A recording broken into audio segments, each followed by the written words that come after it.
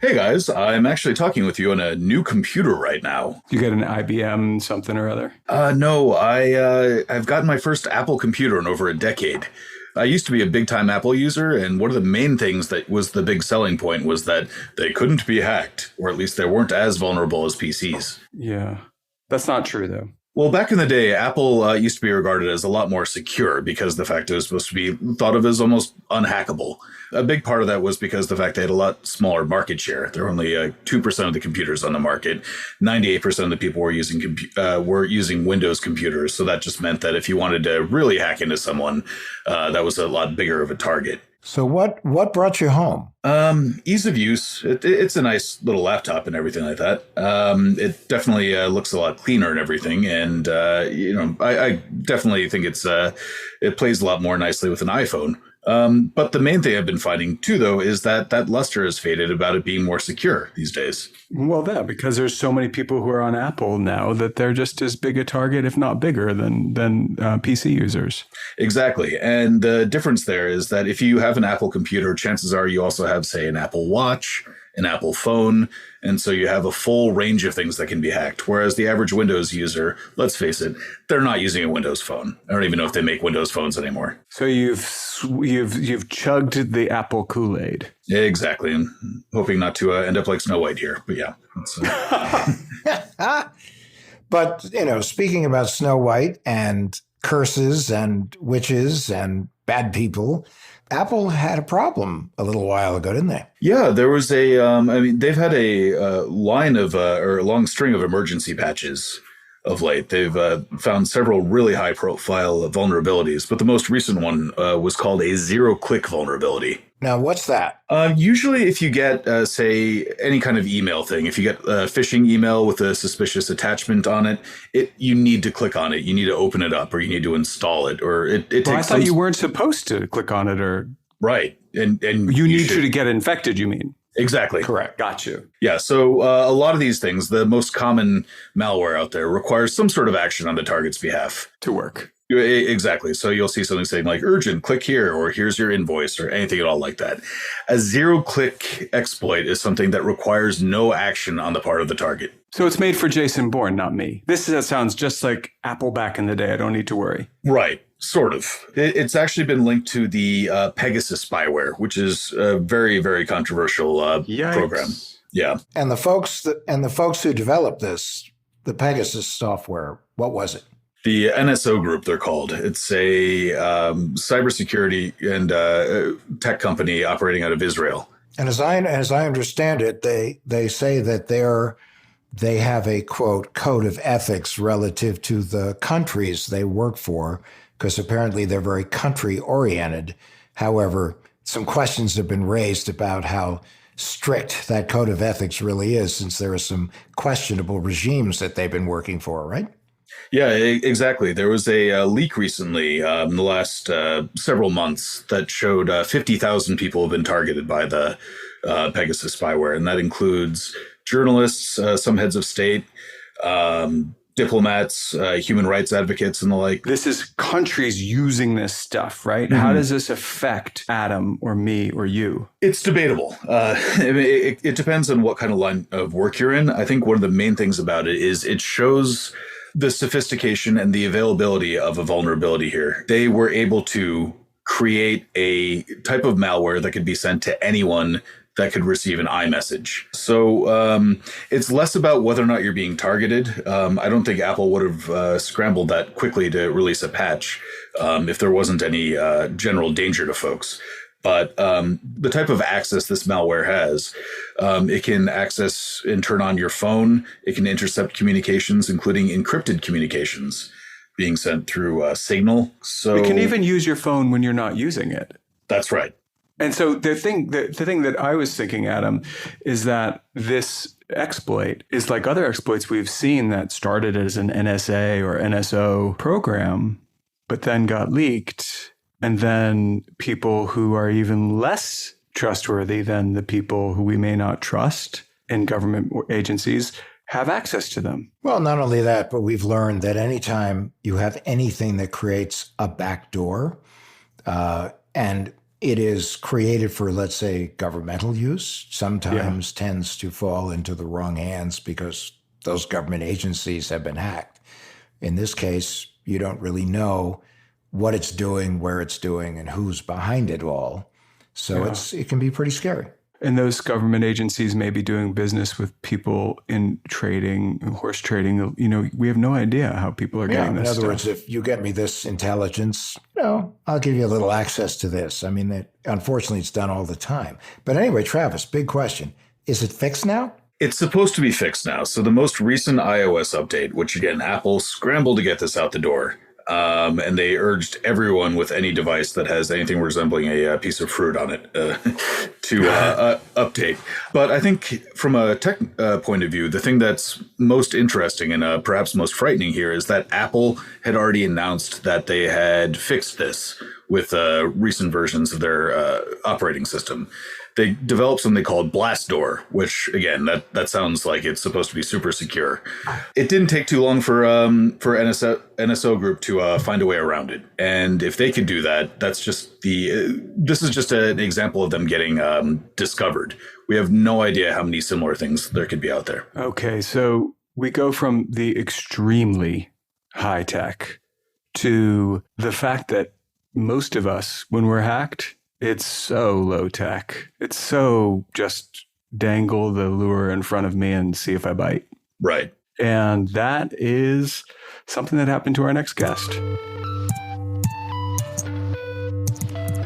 I'm Adam Levin, former director of the New Jersey Division of Consumer Affairs, founder of CyberScout, author of Swiped, How to Protect Yourself in a World Full of Scammers, Phishers, and Identity Thieves.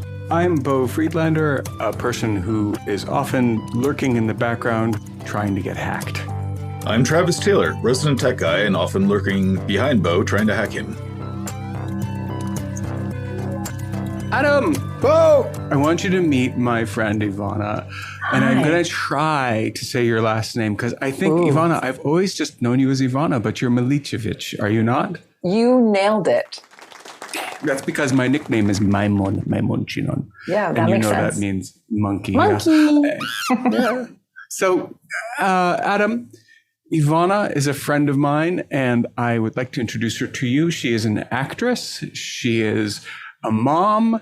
She is a person who lives in Ireland. She's amazing, and she got hacked. Yeah.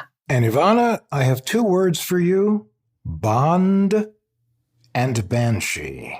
Yes. Yes. Why do you have those words? Yeah. Because Ivana is a famous actress, and it's really exciting to have a celebrity. For years, our biggest celebrity was Bo, and now we have a bigger celebrity, and I'm very excited about that. Oh, well, thanks, guys. You're famous to me just as, Ivana. But it's nice to have you here. Thank you for having me. It's really not nice to have you here because you're not here for an awesome reason. But before we get into that, Adam, I'm sure you have some questions for Ivana. I do. So tell me. You're living in Dublin now, rumor has it? Well, I am because I fell in love with an Irishman. And then we had been living long distance between Los Angeles, Vancouver, Croatia, like everywhere where I was working since we were together. And then I got pregnant and was working. And 2 years of my son's life, we were traveling like that. So then 2020 was going to be the year I spent in Ireland supporting him. And then COVID happened. And then I really liked Ireland. And here I am still. I mean, I still have a place in LA, but I am mostly here. It's a great place to raise kids. What was Patty doing? Now, your husband's Patty. What was he doing? What were you supporting him doing? He has an incredible restaurant here called Nut Butter. And it's very California inspired, although I've never been to anything like it anywhere else. It is like healthy food, but flavors like you've never had before. Listen, I'm a pizza and burger girl, and I love this food. What kind of food is it? It would be like, it's like a mix of all these different things. So like, it's flexitarian. So people who are completely vegan can go eat with meat eaters and be super healthy. So it's not like fake meats.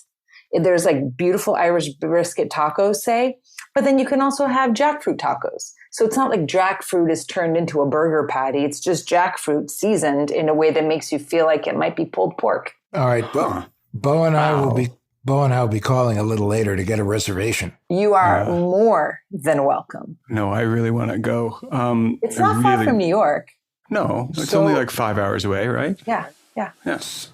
So as an actress, I would love to know, because I'm a movie fanatic. 2-part question. Question number 1, what's your favorite movie ever? And question number 2 is, what is your favorite movie that you were in? Okay.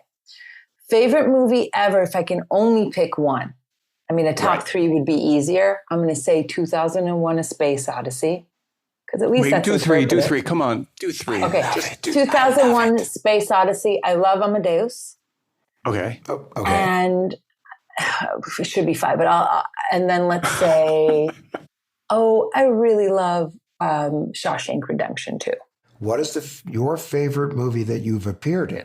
I'm going to say it's not a movie. I think that my favorite thing I've done to date is probably Banshee, even though I know it's not a movie. And if you said movie, I would probably not give you what you wanted, because it would be Head Over Heels, which is this like girly chick flick, but it was just so much fun. It was my first kind of time getting to be a comedian, which is my first love, really. Now I'm this like dramatic badass, which is weird.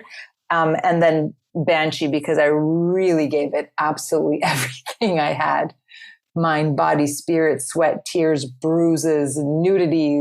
I mean, I everything was there. So that was really special. Did you enter into it, Ivana, as a person who knew how to do all that fighting? I knew I was going to take to it, put it that way. Okay. Do you know, like I wasn't a fighter, but I knew I could move and I knew I could pick up choreography.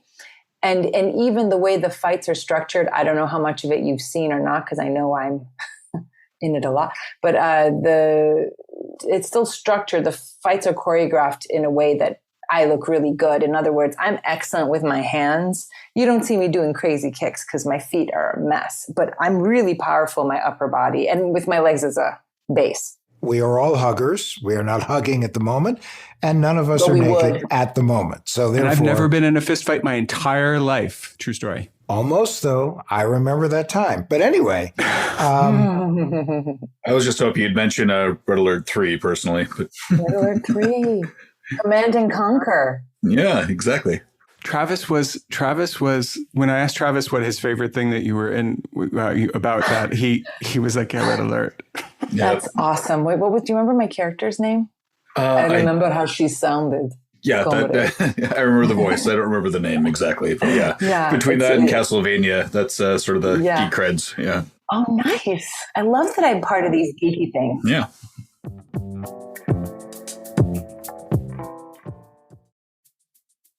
This podcast is sponsored by BetterHelp. Is there something interfering with your happiness or preventing you from achieving your goals? For me right now, it's not having a kitchen. It's totally stressing me out. We're working on the house, no kitchen, yada, yada, yada. But enough about me. BetterHelp. BetterHelp will assess your needs and match you with your own licensed professional therapist, and you can start communicating in under 48 hours. It's not a crisis line. It's not self-help. It's professional therapy done securely online. BetterHelp. It's committed to facilitating great therapeutic matches. So if you don't like your therapist, you can change your therapist. It's free, easy, no problem. Visit BetterHelp.com. That's BetterHelp, H-E-L-P, and join the over 2 million people who've taken charge of their mental health with the help of an experienced professional. There's a special offer for What the Hack listeners. You can get 10% off your first month at BetterHelp.com/hack, H-A-C-K. That's us. Check it out. Every Friday, Slate's popular daily news podcast, What Next, brings you What Next TBD, a clear-eyed look at technology, power, and the future. From fake news to fake meat, algorithms to augmented reality, host Lizzie O'Leary is your guide to the rapid technological changes reshaping our world. Those changes aren't always visible, and they aren't always what they appear to be. And that's where TBD comes in. Lizzie and her guests help listeners parse out what matters, what doesn't, and what's next. Subscribe to What Next TBD in your favorite podcast app. So what brings you to us today? Oh, I'll tell you, I got fished like a bitch. One Tuesday morning, on my Instagram, like early morning. To be fair, I was doing the master cleanse, so it was a little bit loopy to begin with. It was early in Ireland, which means it was late in Los Angeles, even later in New York, but it would have been similar time, like 6:37 in Europe. And I got I was just going through my Instagram messages in the morning like you do, and I get a message talking about, like, looking real official in my Instagram inbox from Instagram support, talking about how I violated some copyright, which as an actor and a model, like, you'd never want to to think that I, maybe use somebody's images. So I looked in and, not only did I try to give them what they wanted immediately, because they're like, to appeal this, click here. But I immediately was like, let me appeal this immediately. Let me handle this real quick before I even get out of bed. And I don't know if the damage was done the moment I clicked on it or when I was trying to give them my password, because I forgot. I know that it would never be in app. I was just groggy. I know not to give my stuff. But that's... Well, let's start by attributing it. Let's start by attributing it to the cleanse. That really did it. That got you That didn't help. Not as focused as you should have been. And so therefore, and again, one of the things that Bo and I have always talked about with Travis is that hackers and scammers always rely on the fact that someone is going to be distracted and they're going to dump something on them that is going to demand almost an immediate response if they're a responsible person. And as a result, you basically took the bait. You took the bait. So, okay, so you gave them your user ID and password. I don't know. You guys tell me. I still don't know if it happened the moment I clicked on the link. No, it didn't. Because I don't know that I remember, because remember one time I couldn't remember my username and password. And I actually wrote to whatever it was saying, I'm having trouble remembering my username and password. Because, it's all in my devices. It's not like I'm logging in and out all the time. Right. So I remember even asking them to help me, which they didn't. I must have done it correctly at some point. You're right. And then I immediately, like the moment I was like, what have I done? And I immediately changed all my passwords, but I think it was too late. That would make a good cybersecurity T-shirt. I must have done it correctly at some point. But the Travis, that's only funny to you guys because you even know what that means. Well, but it's also funny because in your case, we'll get into it, but there's some humor here. Thank God. Oh, yes. But Travis, did it happen when she clicked, or did it happen when she provided her password? I'd say with about 99.9% certainty was when you provided your password. Yeah. That's Sorry. I mean, there could have been some sort of like high level malware or something like that you can download when you click on a link. But if you gave your password, that was almost certainly it. I just was never certain that I gave them my actual password. This is that's the only reason why I'm confused. Otherwise, I would not be trying to cover myself by being, Well, did it take you to any sort of a prompt to enter your password, for instance? It did, but I entered it incorrectly. Oh, okay. And it wouldn't let me fix it. Okay. We figured out. That's what I'm saying. Mm-hmm. Yeah, that's the part. That's the hack part that happened to you. I had only just found out because, again, I'm not on there that much, too much, but not that much. Like, people told me before I realized it, put it that way. My friends with my phone number texted me before I knew what was going on. In fact, you guys might have been my third call with already a solution. When it was like, yo, babe, I think you got hacked. Don't worry. Bo knows a guy. So before I even knew what happened, somebody, which is my good luck, which I know everyone's not that lucky. And by the way, I got hacked through my friends. They were using my friend's profile to get to me. That's what they had parasited, or what do you even call that? Like, it was a different name, but it was through their account that they got to me. Daisy chaining. Yep. Daisy chaining. Travis, so I know that you know this hack well at this point. So daisy chaining, or how did her friends get to Ivana? How did that part work? Well, the way that Instagram in particular works is that it's connected to your phone or your phone number. So if you if you can compromise one account, that means you have all those other contacts, both by way of the phone, but also the Instagram account. So that then you can reach out just by way of a DM to other people and then give them links and so on. It also helps them to identify, even if they're going to be claiming to be operating on behalf of Instagram tech support, they now know your account name and your account info, just because the fact that if they're in one account, they can see some of the information for all their connections on there. That includes primarily phone numbers. That's a big one. You know, the general advice we also give to people, and it's really true, is that oftentimes one person is not the actual target. It's someone else, someone they know, but they use familiarity in order to get in and then get to that other person. Are you saying that when they got into my account, they could get into my actual physical phone to know the numbers? Because that's what I was afraid of. That's what you're like waiting for. Or you're saying because on Instagram, some people have their phone numbers up there. Not as such. When you sign into Instagram, it gives you an option to sync your contacts.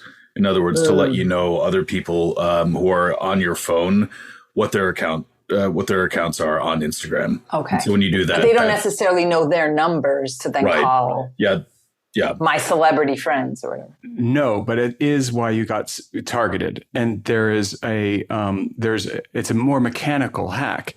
Once they have control of your account, they can send out messages from your account. But they weren't sending it as me. So Guinevere did get a message from saying, me. Yeah, saying you have done a copyright infringement. I think. But it was me. But the one I got was, it didn't look like, when you go deeper, you're like, why is that coming from Ivana's account? But it's not our name. It's not my name on top. At least the one I got. I don't know what Guinevere got. So she got one right after we saw that your account was hacked. Mm-hmm. She got one saying your account has, committed the whatever, right? And she said, is this a hack? And I said, yeah, 100%. And that was the end of it. So that's how I know that no click was the cause, but the handing over the information was. But this scam in particular was something that it's an API based scam. The API lets the Instagram and a third party know that they are connected. And Instagram uses that to pass information back and forth. Now, some people control their social accounts through other websites that you can do Twitter, Instagram, Facebook, all at the same time. Hootsuite is one of them. What is it called again? Hootsuite. Yeah. At any rate, Instagram communicates with Hootsuite through an API. Mm-hmm. And as I understand it, this hack worked by having the API connecting to a Hootsuite-like service, gave the hackers an opportunity to then change Ivana's login information. Mm-hmm. Yeah, the phone number and the email address on the account. And where they were located. I didn't understand why, one, they let everyone know I was hacked by, putting all those pictures up. Yeah. So I don't understand, it just didn't seem...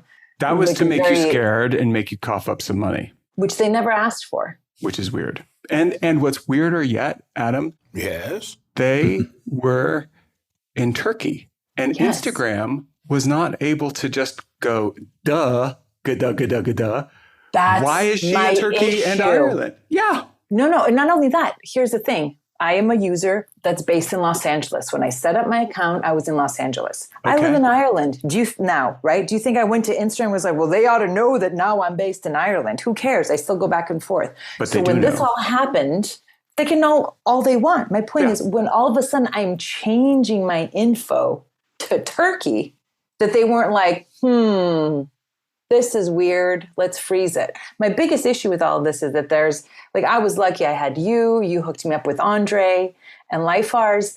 How about the people who need their 1,000 followers for their small business? They can't, they have no recourse. It's not like there's a number to call on Instagram or Facebook or any of these places. It drives me crazy. I hear you. But Adam, I would like you to just take this opportunity to explain who Andre is. Andre is a forensic expert he really is a superstar when it comes to cybersecurity. He's one of the guys you read about that you don't necessarily see. He's an ethical hacker, and he runs a company that specializes in basically helping highly placed individuals, companies.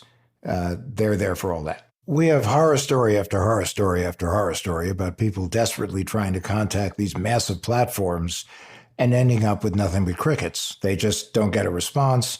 These platforms are not tracking as well as they should. I mean, Travis, we've seen situations where, you'll log into something and it will go unfamiliar device. So then they send a code and everything else. And it should have, coming from Turkey, should have been considered unfamiliar, correct? It did. I did get an email that I didn't see. You did got one about it. Yeah, but look how quickly it all happened, though. So fast. Like they gave me very little time to see it. Yeah. Right. Again, I'm not sitting at a desk all day seeing my emails come up. No, and they are. And that is the difference. So you're not looking at your emails every 10 seconds, but the hackers are relying on the fact that they can go faster than you can in terms of authentication and reconfirming their account. Let's back up. So you wake up in the morning and you are told that you're a criminal.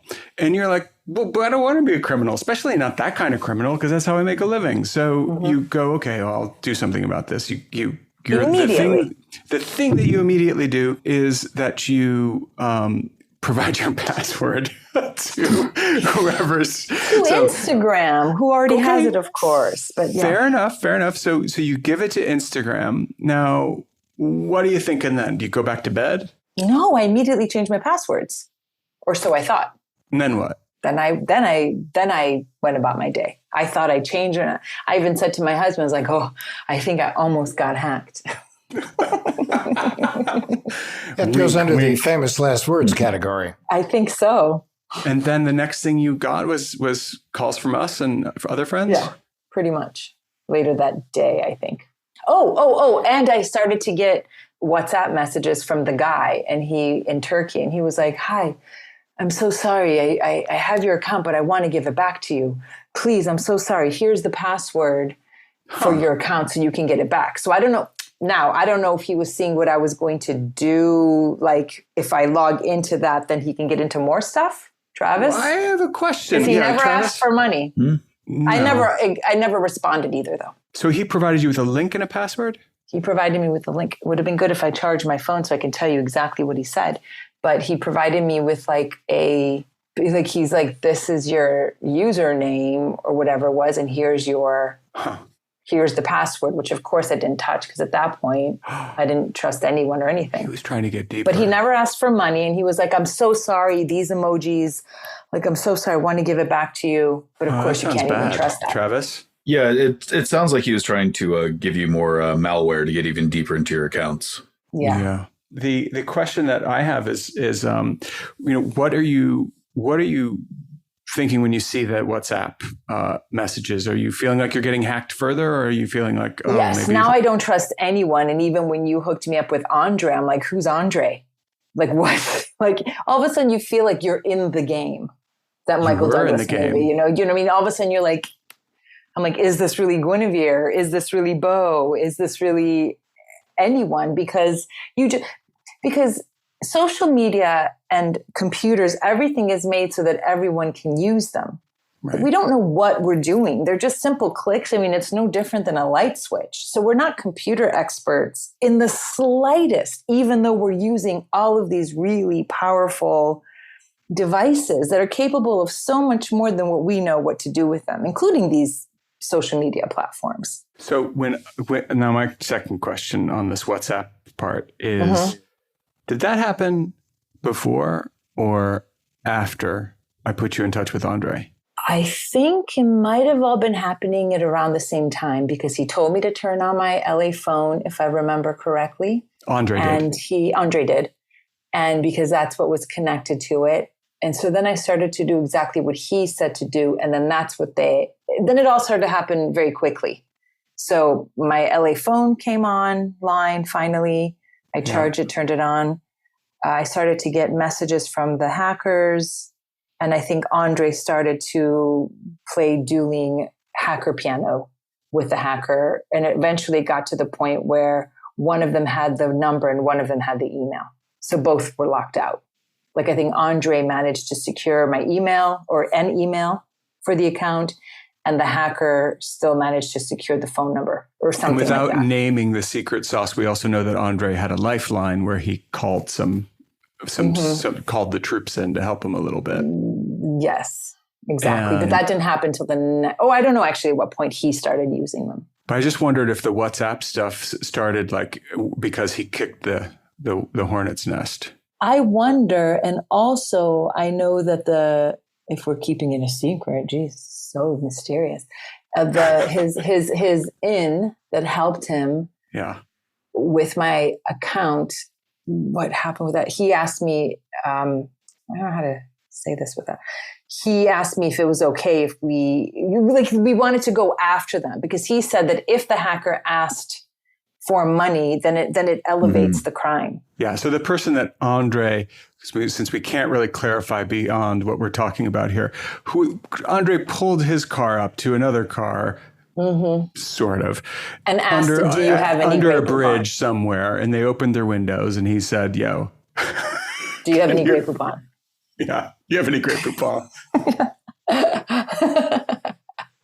I love that you get that. And it really was incredibly kind of President Putin to intervene on your behalf, you know. I know, it really was.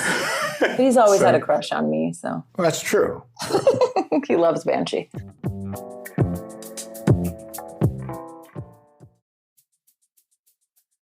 Want to future-proof your life and career? I want to tell you about the podcast that can help you do that. It's called Build for Tomorrow, hosted by Entrepreneur Magazine editor-in-chief Jason Pfeiffer. In each episode, Jason takes something that seems concerning or confusing today and then learns its surprising history, what important things we're missing, and how to be more optimistic about tomorrow. For example, are we really addicted to technology like everyone says?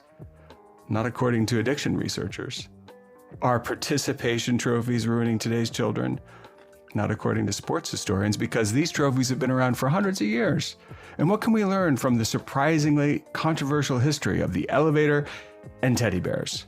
Both reveal a lot about today's newest technology and social changes. Ready to stop worrying and start embracing new things? Listen to Build for Tomorrow.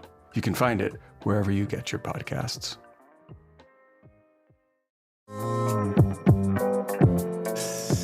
So Andre called his mystery person, and did that solve your issue? Are we saying that like basically you got saved by a mystery person? It took the mystery person to finally get my account all the way frozen until we could solve the rest.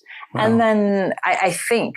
And what is frozen? What does that mean when they freeze your account? It meant that no one can get into it. Not me, not them, not anyone, until I start, through, again, avenues and not directly dealing with Instagram to reset it. I needed to promise I would do double factor authentication. I had to promise I would get a whole new email for it. I had to promise that I would use two-factor authentication, good cyber hygiene. Nice. But not just that, but also what are they called? Those authenticators. Yeah. The authenticator app.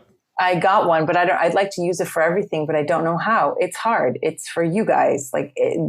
It's really not very intuitive, authenticator apps. I think they have a ways to go before they replace just basic two-factor authentication. Yeah. And then I have those little, I copied some little codes to have as well. That's somewhere in my photos but I have them. They're in there somewhere. So you froze your account, and that's basically, it sounds like a digital timeout for, there was a fight in the playground, and they're like, everybody, you got to sit down and just chill. So then they figured out that you were you, and you could have your account back. But then they said, but only if you do all these things, and all the things that probably we preach here, minus the authenticator, because I don't use one, but I can't believe I just said that. I guess I'm going to download it tonight. And that is the part that Adam was talking about in the beginning, which is hackers assume there's going to be a moment when you're tired, when you're doing a juice cleanse, when you've got a baby, when you just got back from a trip, when. All these things that happen to us all the time, because they're sitting there like your friend who answers a text immediately. When you go, hi, how you doing? Fine. they're there. We're like, why didn't you say hi? And that's the problem is like, we're not, like, I'm just trying to have a life and brush my teeth. And by the time I got to the second side, I'm hacked. The thing you have to remember all the time is we all have day jobs, whatever those day jobs may be, from raising a family, working for somebody, running a business, being involved in philanthropic activities, going to school. Whereas for these guys, we are their day job. Mm-hmm. So that's why they are sitting there. Good point. And they will text you immediately. All right, Travis, I'm going to let Ivana do your job. Ivana, what is the list of things that you are now doing as a responsible person who's no longer going to get hacked? Well, one, I'm learning more because I don't have everything figured out yet. Like I said, I have two-factor authentication. Obviously, I've changed all my passwords. I'm trying to use those crazy alphabet, number, symbol, googly eye emoji passwords that you can't remember. Yep. I have the authenticator, but I really don't know how to use that all the way, but I have it on my Instagram. I have saved those codes, how they give you, you can get four-digit codes that They're you like can the save get out of for jail later. free cards. Yeah. Get out of jail free cards. I have those for a couple, and I have them somewhere secret places. Which all of those were lies if you're listening to Hack Ivana, though she doesn't have them written down. She has them tattooed. I'm letting you down a wild goose chase, guys. No, but you should consider, and we'll continue, you should consider getting a password manager. It'll make your life a lot simpler. Writing that down. But no, right. But Travis, hold on. Password. We just recently on AdamLevin.com, I think you wrote the article, Travis, about 3-word passwords. So just like if people don't want to use a password manager, can you explain why a 3-word password might be a good move? Sure. One thing that helps with password security is overall length. In other words, something that's 25 to 30 characters long is going to be would take a longer time to hack or breach than something that's 8 to 10 characters long. And so rather than having something along the lines of like @ lowercase k, exclamation point, uppercase S, etc., the recommendation, this came from the United Kingdom's cybersecurity sort of agency, is to string together 3 random words. And then if you want to, you can add a number or a letter to it. But 3 random words is about as hard, if not harder, for a hacker to guess as a bunch of random characters. Really? So if you were to just say floor lamp, wall clock, recliner, that is a very, very, very long password. That would take a very long time to be able to crack. Whereas something, even if it's completely and utterly random characters, if it's a mix of numbers, letters, alphanumerics, anything like that, that can still be cracked by a brute force attack if it's shorter. So what's a brute force attack? A brute force attack is pretty much where you have a machine or a program that goes through and tests out A, then B, and then like that's just how I learned how to talk. Exactly. Yeah. They computers can do it quickly. Programs can do it fast. They can just throw like a million passwords just to see which one works. I don't understand then why words wouldn't be easier to hack than random. Do you know? Because like once they start to get like, unicorns. A single word Suitcase. a single word is really easy to guess. That's called a dictionary attack, where there are programs out there that have just the entire English language dictionary, and they're to try, they'd start with aardvark instead of A, and then work all the way down to, I don't know, zygote or something like that. Travis, goodness. But if you're to think about the sheer number of words that would be in a dictionary, for instance, and then if you're to take a second word and append it onto that, then that is exponentially more things that would need to be guessed. Then if you're to do 3 words, that's even more. So that's hundreds of millions, maybe even billions of possible combinations that even if you're using a dictionary, it would still take an extraordinarily long amount of time to put them together. Oh, you're hurting my brain. But don't use unicorn. You know why? Because I know you like unicorns. Who doesn't? So I don't. They freak me out with the horn.